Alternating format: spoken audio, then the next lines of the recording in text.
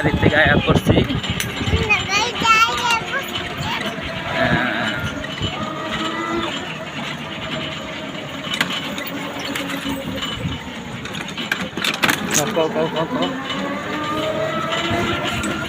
Tata দাও, tata দাও, tata দাও, মোবাইলে দিকে টাটা দাও, দিবা না?